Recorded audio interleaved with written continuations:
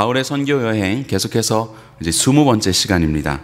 오늘 제목은 그 위에 엎드려 몸을 안고, 그 위에 엎드려 몸을 안고라는 제목으로 함께 나누어 보려고 합니다. 우리가 이제 3차 선교 여행을 다루고 있습니다. 그래서 바울의 여정을 다시 한번 살펴보면 안디옥에서 떠나서, 선교의 거점이었던 안디옥에서 떠나서 여러 가지 그 하나님께서 세우게 하셨던 교회들을 돌아보았습니다. 쭉 돌아보고, 그리고 이제 에베소에 이르러서 오랜 기간 머물게 되지요. 에베소에서 우리가 잘 아는 것처럼 고린도 교회로, 이쪽에는 고린도 교회로 고린도 전서를 쓰게 됩니다.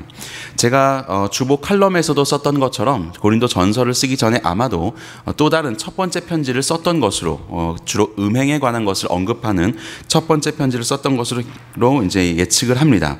그리고 이제 고린도 전서를 쓰게 되고 디모데 그리고 에라스도의 편으로 보내게 되게 되죠. 그럼에도 불구하고 고린도 교회에 별로 이렇게 시원치 않은 그런 이제 반응을 보게 됩니다. 그러면서 아마도 성경에는 나와 있지 않은데 아마도 이 에베소에서 오랜 기간 머물면서 그 사역의 종점쯤에 고린도로 한번 왔다가 갔던 것 같습니다. 그래서 바울이 고린도에 갔다가 다시 에베소로 돌아온 것 같습니다. 이것을 소위 학자들은 눈물의 방문이다라고 그렇게 이야기를 합니다. 그래서 고린도 후서에 보면 눈물로 쓰는 편지에 대한 이야기가 있거든요. 그래서 아마도 한번 방문했다가 바울이 이제 고린도 전서 편지뿐만이 아니라 직접 가서 방문을 했는데 바울을 대적하고 특별히 바울의 사도권이라든지 여러 가지 문제들을 놓고 바울을 인정하지 않는 그런 이제 무리들로 인하여서 큰 마음의 상처를 입고 돌아오게 되었을 것으로 이제 생각을 합니다. 그렇게 이제 에베소에서 있다가 눈물로 편지를 씁니다. 그리고 그 편지를 디도의 편에 다시 고린도 교회로 보내게 되지요. 그러면서 이제 디도를 기다리는데 가만히 기다리지 않고 이제 위로 올라와서 디도와 만나기로 했던 드로아 지방으로 가게 됩니다. 그래서 드로아 지방에서 디도를 만나야 하는데 디도가 너무 늦게 오는 거예요. 그래서 사실 드로아 지방의 복음의 문이 열렸음에도 불구하고 고린도 교회에 대한 바울의 마음이 너무나도 간절하여서 그 열려진 복음의 길 속에 온전히 사역을 하지 못하고 드로아를 떠나서 이쪽 우리가 마게도냐 지방이라고 하는데요. 마게도냐 지방으로 건너가게 됩니다. 그러면서 아마도 빌립보나 데살로니가, 베레아 이런 이제 도시들 그리고 그곳에 있는 교회들을 방문했을 것이라고 생각을 합니다. 바로 이곳에서 마게도냐로 건너와서 이제 디도를 만나게 되죠. 그리고 드디어 이들이 변하게 되었다는 것을 결단을 하게 되었다는 소식을 듣게 되고 이제 감사한 마음으로 고린도 후서를 작성을 하게 됩니다. 그리고 보내게 됩니다. 그리고 이제 바울은 고린도로 가서 고린도에서 3개월 정도 머뭅니다. 머물면서 우리가 잘 알고 있는 로마서를 쓰게 되죠. 그리고 고린도에서 다시 이제 오려고 하는데 에베소로 고린도에서 시리아 이쪽 쭉 해서 이제 시리아로 가고 그리고 예루살렘으로 가면서 이제 선교 여행을 마쳐야 하는데 이렇게 가는 길이 열리지 않게 되었습니다. 왜냐하면 이때가 이제 유월절을 앞두고 있었던 때라서 많은 유대인들이 그렇게 배를 타고 이제 이 지방으로 가려고 하는 사람이 있었을 거예요. 그렇기 때문에 유대인들과 함께 배를 탔다가는 잘못하면은 이제 목숨의 위험도 느낄 수 있을 것이라고 생각해서 고린도에 머물렀던 바울이 배를 타고 시리아로 가지 않고 다시 육로를 통하여서 마게도냐 지방을 이렇게 지나가게 됩니다. 그러면서 다시 교회를 돌보게 되고 그리고 드로아로 다시 돌아오게 됩니다.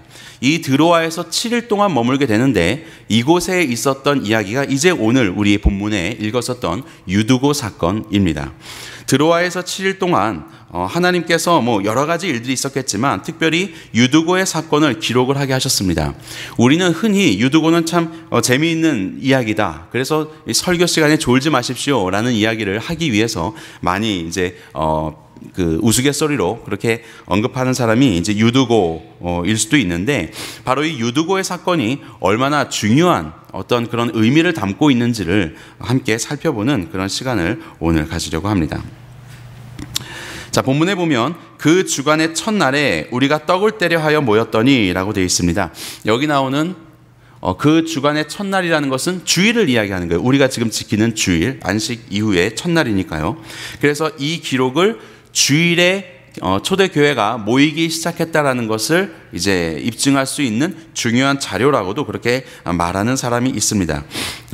그래서 이때에 사람들이 모입니다. 떡을 떼려와서 모였는데 여기가 어디냐? 아마도 드로아에 있는 누군가의 집일 텐데 그곳은 아주 큰 집이었을 것이고 다락방도 있는 그런 집이었습니다. 그런데 디모데 후서에 보게 되면 가보라는 사람이 등장합니다. 그래서 가보의 집에 둔 겉옷 그리고 책을 가지고 오라고 바울이 이야기하는 것을 보게 되는데 아마도 이 가보의 집이지 않을까라고 조심스럽게 예측을 합니다. 어쨌든 이 집에 모여서 떡을 떼면서 그렇게 함께 교제를 나누는 시간을 갖습니다. 첫날에 모였다는 것에 대해서 고린도 전서에 보면 매주 첫날에 연보를 이제 따로 이렇게 모아두어라라고 하는 그런 말씀이 있습니다. 그러니까 매주 첫날에 그리스도인들이 모였다는 것이죠.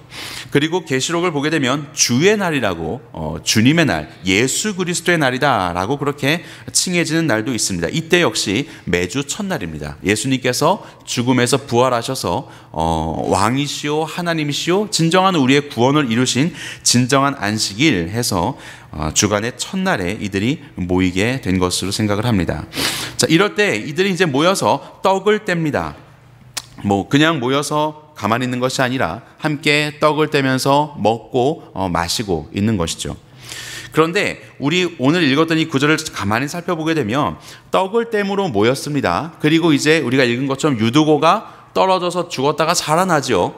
그리고 다시 이제 올라가서 또 떡을 뗍니다. 근데 이미 이때는 밤중이 깊었어요. 밤중 깊었는데 또 올라가서 떡을 떼니까 도대체 이게 하루 종일 밥만 먹고 있는 것입니까? 그래서 이것을 단순히 식사하는 것이 아니라 어떠한 의미를 두고 있는 떡을 뗍니다 라고 우리는 충분히 유추를 해볼 수 있습니다. 그리고 우리가 잘 아는 것처럼 예수님께서 잡히시기 전날에 최후의 만찬을 통하여서 제자들과 함께 자신을 기억할 수 있도록 그렇게 명령을 하시지 않습니까? 그래서 예수님의 살과 예수님의 피를 마시는 바로 그러한 우리가 이야기하는 게 성례, 주의 만찬을 아마도 이때에 이들도 하였었던 것 같습니다. 단순히 주의 만찬만 금방 하고 마치는 것이 아니라 어느 정도의 애찬 같이 식사를 하고 그리고 분명히 이런 성례의 의미를 가지고 예수 그리스도를 기억하는 그런 목적을 가지고 있었을 것이라고 생각합니다. 그래서 단순히 모이는 것이 아니고요. 이 신자들의 모임은 분명한 목적이 있었는데 첫 번째는 예수님의 가르침과 삶을 기억하는 것, 그리고 두 번째는 예수님을 기억하는 자들의 마땅한 삶, 바로 이것을 확인하는 것입니다. 떡을 떼어서 먹는다라고 할 때 우리는 특별히 주의 만찬을 한다 그러면 먹는다의 의미를 많이 두죠. 오늘은 무슨 빵을 준비했을까? 오늘은 예배위원회에서 포도주를 했을까? 아니면 알코올이 있을까 없을까? 주로 먹는 거에 우리는 이제 관심이 있습니다.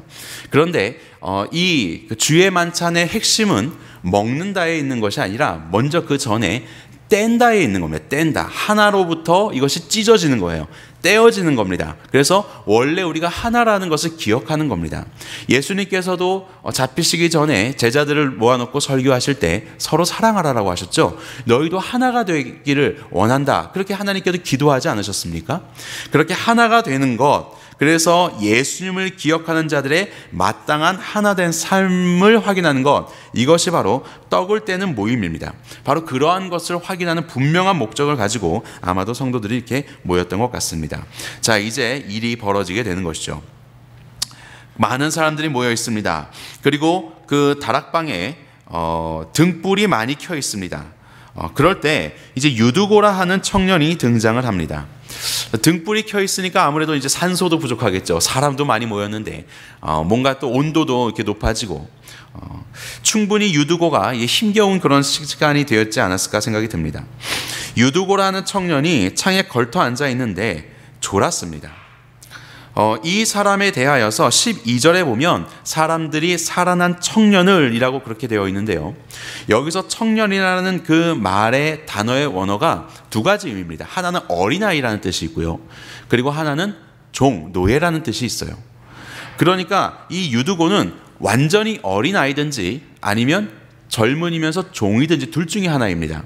그런데 밤중 늦게까지 신자들과 함께 있을 수 있는 것을 보니까 어린아이는 아닌 것 같아요. 그래서 젊은이라고 번역하는 것이 맞는 것 같습니다. 그리고 그냥 보통 젊은이가 아니요, 종이요, 노예입니다. 그러니까 지금 유두고의 상황을 보십시오. 그 유두고는 로마 제국의 압제하에 있는 이제 백성들 속에서 종이었습니다. 그는 지금 이게 주일이잖아요. 오늘은 쉬지만, 우리는 쉬지만 그 당시는 주일에 쉬지 않았으니까 하루 종일 일했겠죠. 하루 종일 고된 노동을 하였을 것입니다. 종으로서.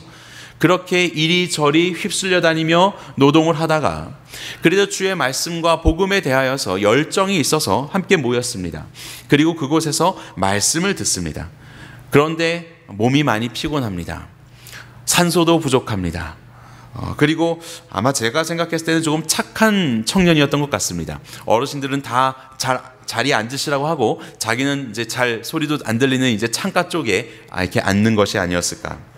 그래서 창가에서 그렇게 말씀을 듣고 있다가 그만 그의 육신의 연약함으로 인하여서 졸게 되었습니다.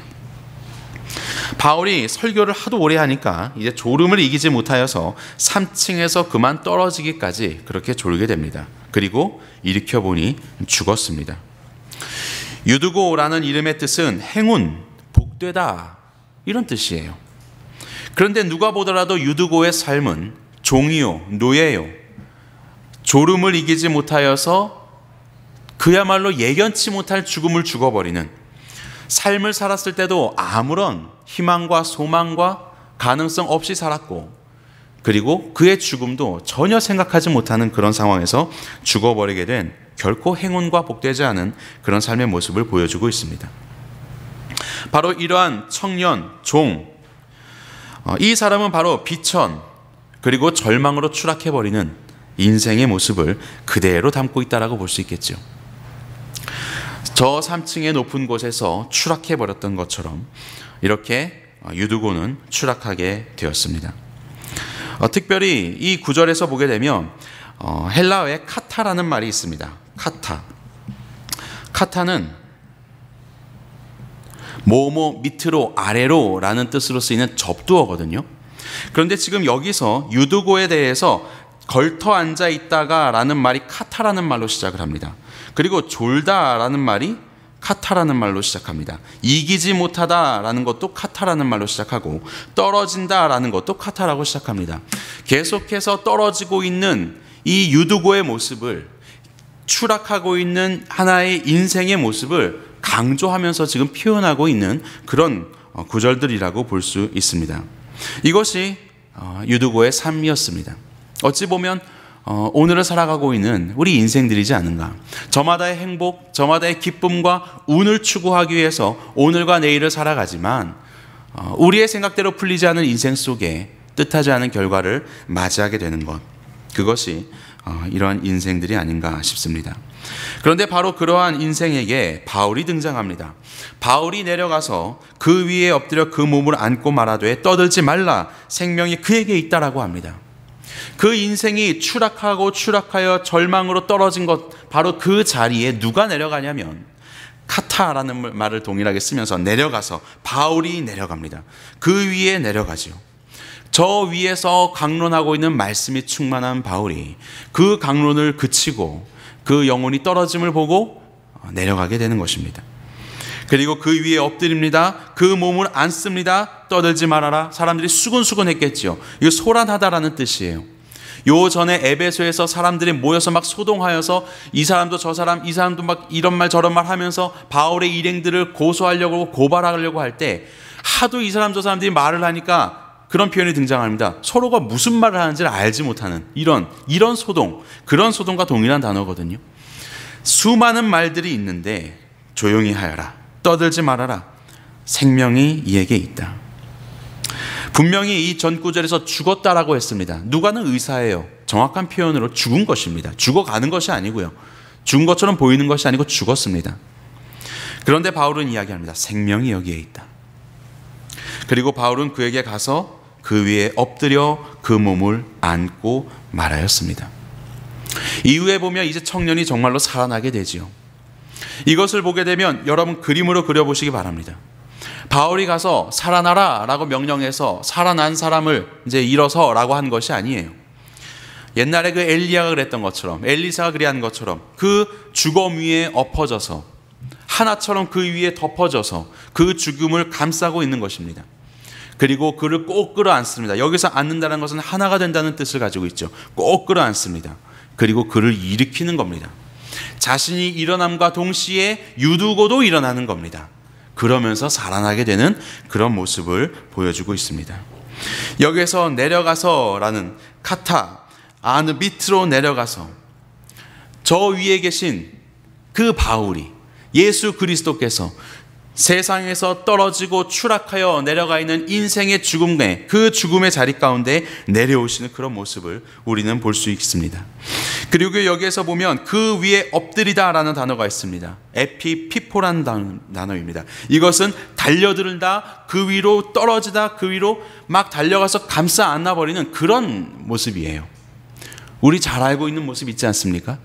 누가복음 15장에서 아들을 기다리던 아버지께서 그 아들이 돌아오자 그 아들을 먼저 발견하고 아직도 상고가 문데 그를 향하여서 달려갑니다. 그리고 그에게 가서 측은히 여겨 달려가 목을 안아버리죠. 여기서 말하는 이 안다가 여기서 나오는 에피피포랑 동일한 단어를 쓰고 있습니다. 죽음의 자리에 있는 바로 그 영혼에게 우리 하나님께서, 예수 그리스도께서 달려가셔서 그 죽음의 자리를 덮어버리시는 것이죠. 우리는 또 윤대성 목사님의 설교를 통해서도 들었습니다. 그 돌아오고 있는 아들은 아버지를 만나기 전에 율법이라는 돌에 맞아서 죽어야 하는 그런 존재였습니다. 그런데 그가 율법의 돌에 맞아서 죽기 이전에 바로 그 죽음의 자리에 먼저 달려가서 황급히 그를 감싸서 안아서 덮어주시는 아버지, 우리 예수 그리스도가 우리를 대신해서 율법의 죽임을 당하셔서 우리는 비로소 살게 된 것이죠. 바로 그러한 끌어안으시는 이 아버지의 마음과 아버지의 모습이 오늘 이 유두고의 사건 속에 바울의 모습을 통하여서 그대로 담겨 있는 것을 보게 됩니다. 그리고 안아서 하나가 되는 거예요. 그리고 그 죽음의 자리에서 함께 부활의 생명으로 우리를 일으키시는 예수 그리스도의 모습이 바로 이 장면에 담아 있습니다. 자, 그리고 이제 살아납니다. 그리고 다시 올라갑니다. 그리고 또 떡을 떼어 먹습니다. 배가 얼마나 고팠나 모르겠네요. 계속해서 떡을 떼어 먹죠. 분명한 목적이 있다고 말씀드렸습니다. 예수 그리스도께서 우리를 위해서 행하신 것, 우리 위해서 찢기시고 나뉘어 주셔서 그렇게 우리를 살리시기 위해서 그 죽음의 자리에, 십자가의 자리에 달리셨던 우리 예수님, 그 예수님을 다시 기억하고 또 그 주님을 기억하며 교제하고 있는 모습들, 이것이 신자들의 예배이지요. 예배에 와서 신나게 노래 부르고 그냥 여러 가지 스트레스도 많은데 그냥 소리 지르면서 그냥 해소해버리고, 그리고 목사님이 또 재밌게 설교하면 거기서 몇 가지 건질 걸 있나 건져내고 그 다음에 그냥 돌아가서 그렇게 뭔가 요즘에 그 젊은이들이 많이 보는 그런 그 TV 프로그램 이렇게 그냥 보고 웃고 마는 것처럼 그러한 식의 예배가 아니라는 것입니다. 신자들의 예배는, 떡을 떼어 먹으며 함께 모여지는 예배는 언제나 예수 그리스도의 행하신 일들을 기억하는 것. 그들은 그 사건 속에서 예수님을 기억했을 것입니다.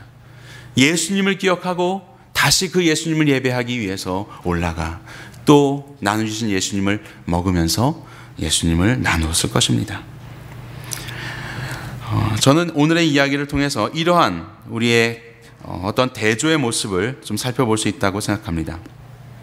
첫 번째는 말씀의 풍성함. 바울이 열심히 강론하지 않습니까? 밤이 늦도록. 그런데 말씀이 결핍한 상황이 옵니다. 이것이 졸음이라는 거예요. 졸음. 말씀이 들리지 않습니다. 졸리게 됩니다. 그러면서 높은 곳에 있었던 3층에서 저 낮은 땅 바닥으로 곤두박질 치고 맙니다. 이런 대조가 있죠. 그곳은 밝은 곳이었습니다. 많은 등불이 켜졌더라. 굳이 그것을 강조하면서 넣었어요. 많은 등불이 켜진 밝은 곳. 그런데 그곳을 떠나서 저 건물 밖의 어두운 길바닥으로 처박혀버리고 말았습니다. 생명이 있었습니다. 하지만 죽음에 이르게 되었습니다. 이것이 유두고의 모습이에요. 그런데 유두고는 그 죽음에서 생명을 얻게 됩니다. 그리고 그는 살아나고 어두웠었던 곳에서 다시 사람들과 함께 밝은 등불이 있는 곳으로 올라가게 됩니다. 그리고 그것은 낮은 곳이었습니다. 하지만 이제 그 높은 3층으로 다시 올라가게 됩니다. 그리고 말씀이 결핍되었었던 그자였지만 이제 다시 올라가서 사람들과 함께 예수 그리스도의 말씀을 나누며 더 늦은 때까지 말씀을 함께 이야기하는 말씀의 풍성함으로 변화하게 됩니다. 어떻게 유두고가 이렇게 변화하는 인생을 경험할 수 있게 되었습니까? 그것은 다름 아니라 그의 죽음의 자리에 오신 예수 그리스도로 인하여서요. 그의 죽음의 자리에 오셔서 그곳으로 내려오셔서 그 차디찬 죽음과 같은 우리의 인생 위에 누이시고 우리와 하나가 되어주시고 우리를 감싸 안아주시고 당신의 부활과 함께 우리를 일으키신 예수 그리스도로 인하여서 비로소 이런 전환의 삶을 살 수 있게 된 것입니다. 저는 여기에서 이 단어를 발견합니다. 사람들이 살아난 청년을 데리고 가서, 종이죠, 이 종을 데리고 가서 적지 않게 위로를 받았더라. 사람들이 위로를 받습니다. 유두고가 뭘 해서요? 아니요, 한 거 없어요. 그런데 무엇 때문에 위로를 받습니까? 유두고의 삶 가운데 역사하신 예수 그리스도를 보니까 위로가 되는 겁니다. 우리가 어떤 위로자가 되어서 누군가를 잘 위로하는 것도 참으로 귀한 사역이에요. 하지만 정말로 중요한 것은 내 삶에서 나를 만나주신 주님, 그로 인하여서 유두고의 삶은 여전히 종이었을 겁니다. 종의 삶, 노예의 삶을 벗어날 도리가 없어요. 이 사람은 어제와 똑같이 종으로서 살 것입니다. 행복을 누릴 수 없는 그런 모습으로. 그럼에도 불구하고 이 유두고는 눈빛이 달라졌을 것이고 그의 삶의 가치관이 달라졌을 것이고 사람을 대하는 삶의 모습이 달라졌을 겁니다. 왜냐하면 그는 진정으로 자기에게 생명을 주시는 자신의 생명의 주인이신 예수 그리스도를 만났을 것이기 때문에 그렇습니다. 경험하였기 때문에 그렇습니다. 그래서 여전히 세상의 눈으로 보기에는 종과 노예로서 아무것도 할 수 없는 그런 행복하지 않은, 복이 없는 그런 존재일 수 있겠지만 세상 그 누구보다도 행복한 유두고로서, 복이 있는 유두고로서 유두고는 변화된 삶을 살았겠지요. 그의 삶의 모습으로 인하여서 비록 종이지만 참으로 행복해하고 있는, 세상이 줄 수 없는 행복을 경험하며 그렇게 살아가고 있는 유두고의 모습을 통하여서 많은 신자들은 위로를 받았습니다. 주님이 함께 하시는 자가 저렇게 변할 수 있는 거구나, 우리 주님은 그렇게 우리와 함께 하시는구나, 이 사실로 인하여서 변화를 받았을 겁니다. 그래서 저는 이런 대조, 이런 변화에 한 가지를 더 붙이고 싶습니다. 한 가지는 소란한 세상, 저마다의 이야기들 하는 이 소란한 세상, 행복이 뭔지 아냐, 기쁨이 뭔지 아냐, 삶의 목적이 뭔지 아냐 라고 하면서 서로가 서로의 이야기들을 하고 있는, 그래서 나중에 도대체 네가 무슨 소리를 하는지 모르는 그런 소동과 같은 이런 세상의 소리에서 진정한 위로를 줄 수 있는 그런 자로의 변화, 이러한 변화가 예수 그리스도를 통한 주님의 십자가의 은혜, 부활의 은혜를 통한 유두고의 삶 속에서의 변화라고 볼 수 있을 것입니다. 말씀을 정리합니다. 그 위에 엎드려 그 몸을 안고 하나가 되었는가, 그리고 하나가 되게 하고 있는가를 생각해 보았으면 좋겠습니다. 그 위에 엎드려 그 몸을 안고는 하나가 된 것을 말씀드렸습니다. 바울이 유두고에게 한 것처럼, 예수님께서 우리에게 한 것처럼 말입니다. 시간의 하나됨입니다. 떡을 떼면서 모였었던 이 성도들의 모임들, 그 떡을 떼는 모임은 분명 훨씬 이전에 예수 그리스도께서 제자들과 함께 나누셨던 그 때를 기억하며 모이는 그런 떡댐의 모임이었을 겁니다. 비록 물리적인 시간은 다르지만 시간을 동일하게 하나된 시간처럼 여기며 그 떡을 떼어 먹으며 이곳에 함께 하시는 예수님, 우리에게 말씀하고 계시는 예수님을 기억하였을 것입니다. 시공간을 초월하여서 바로 그때와 하나 되는 그 주님의 말씀에 하나가 되고, 그렇게 우리와 함께 하셨던 그 주님과의 경험으로 다시 들어가게 되는 것이죠. 그러면서 두 번째로 예수님과의 하나됨으로 이어지게 됩니다. 진정으로 예수님과 하나됨. 우리는 예수님과 하나 되었는가? 우리는 주님이 내게 해주셨던 그 아름다운 복음의 역사들, 은혜의 역사들을 기억하고 잃어버리지 않고 잊어버리지 않고 그 시간이 오늘의 시간이 되고 그 결단이 오늘의 결단이 되어서 우리는 이 예수님과 오늘도 함께 하나가 되어 있는가? 그 비천한 자리에 추락하여서 절망 속에서 거짓 행복 추구하다가 비명 행사해버리는 그 인생의 불완전한 연약한 모습, 바로 그 자리에서 나를 만나주신 우리 예수님, 그 자리에 나를 안아주시고 하나가 되어주신 그 예수님, 나는 예수님과 하나 되어 있는가? 그리고 세 번째로는 교회와의 하나됨입니다. 저들은 함께 모여서 떡을 떼며 먹었죠. 그리고 나누었죠. 그들의 예배와 그들이 함께하는 교제의 식사 시간, 그리고 이후에 저들이 함께 이야기를 하였다. 이제는 바울이 혼자 말하는 시간이 그쳐지고 그들이 함께 이야기하는 것으로 이제 또 이어집니다. 아마 우리의 목장 모임이 이렇게 되는 것이 아닌가라고 생각이 되는데요. 그렇게 교회 안에서 저마다의 하나됨을 기억하고 누리는 것. 다시 말씀드리지만 이 떡을 떼는 것은 먹는 게 중요한 게 아니라 하나됨이라는 의미를 갖는 것이 중요하다라고 말씀드렸습니다. 그렇게 교회의 하나됨, 우리는 하나 되고 있는가? 그리고 마지막으로 저들과의 하나됨, 우리가 그리한 것처럼, 우리 안에서 서로에게 위로를 경험하는 것처럼 이 위로가 우리 안에서 그치지 않고 저들에게도, 그 아직도 주님을 모르는 자들, 헛된 행복을 진정한 행복이라고 생각하면서 그렇게 헤매며 실은 영적으로 추락하고 있는 저 인생들에게, 그 죽음의 자리 가운데 있는 인생들에게 우리가 저들에게 함께 가서 우리에게 오신 이 예수 그리스도를 나누고, 저들도 우리가 경험한 이 예수님의 위로와 은혜를 저들도 받아서 그 위로와 은혜 속에 우리와 하나가 되게 하는 일에 우리는 힘쓰고 있는가? 이것을 한번 생각해 보았으면 좋겠습니다. 이 드로아에서 있었던 유두고의 사건은 그저 말씀 잘 듣지 못하면 이렇게 된다라고 하는 경고용의 말씀이 아니요, 바로 저와 여러분들의 우리의 실체가 어떤 존재였는지, 헤어나올 수 없는 우리의 연약함 속에 죽음으로 수렴될 수밖에 없는 우리의 존재 가운데 예수님이 어떠신 분이신지, 그 자리에 강림하시고 성육신하시고 우리를 위해 죽음의 자리에 기꺼이 누우신 우리 주님이 어떤 분이신지를 우리에게 알려주는 귀중한 사건입니다. 그리고 이러한 예수 그리스도를 함께 나누는 예배, 함께 나누는 교제, 그로 인하여서 함께 위로 얻는 성도들의 삶, 바로 그것이 오늘 우리가 살펴본 유두고 사건의 핵심이라고 볼 수 있을 것입니다. 여기 있는 질문처럼 다시 한번 여러분들에게 질문을 드리고 싶습니다. 여러분들은 하나가 되셨습니까? 예수님과 하나가 되셨습니까? 성도 안에 하나를 이루고 계십니까? 그리고 또 하나가 되게 하고 계십니까? 주님 앞에 날마다 질문하며 이 사건을 우리 안에 기억하고 주님의 은혜 속에 우리 또한 유두고와 같이 진정한 행복한 자로서 주님의 위로를 소란스러운 세상 가운데 전하는 저와 여러분들이 되기를 간절히 소망합니다.